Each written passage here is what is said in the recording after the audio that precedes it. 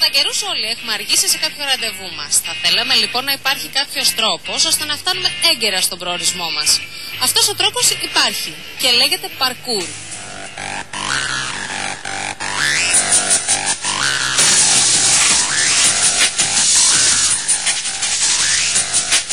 Στο πέρασμά τους προκαλούν ιδιαίτερη εντύπωση.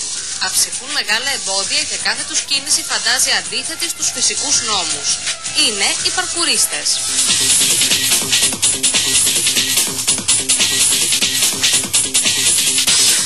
Τι είναι όμως το παρκούρ και πώς γεννήθηκε? Κάθε έφηβος δημιουργεί με τη φαντασία του σενάρια κατά τα οποία καταφέρνει να ξεφύγει από τους κακοποιούς που τον κυνηγούν ή προσπαθεί να μοιάσει στους αγαπημένους του υπερήρωες των κόμιξ.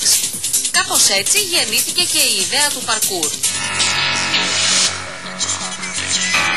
Ο Νορμανδός πυροσβέστης Νταβίτ Μπέλ από μικρός φανταζόταν ότι καταφέρνει να βγει σώος από φλεγόμενα κτίρια, κινούμενα τρένα και ετοιμόρροπους ουρανοξύστες. Δημιούργησε λοιπόν σιγά σιγά μια τέχνη που στόχος της ήταν η νίκη του φόβου του κινδύνου, η αυτοσυγκέντρωση, η πειθαρχία και η απόλυτη ελευθερία, μιμούμενος κινήσεις των ζώων.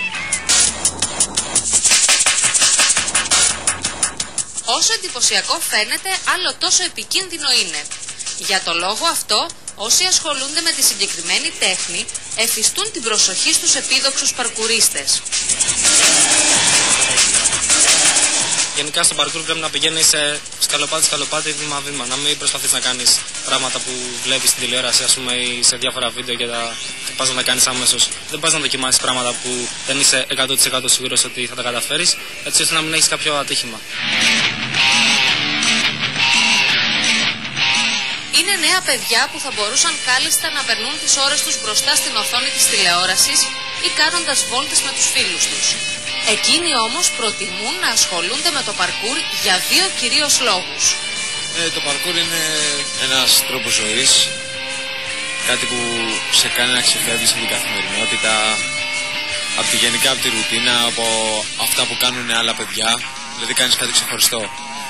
Δεν τελείωσε, θα το κάνεις συνέχεια, ξεπερνάς τους φόβους.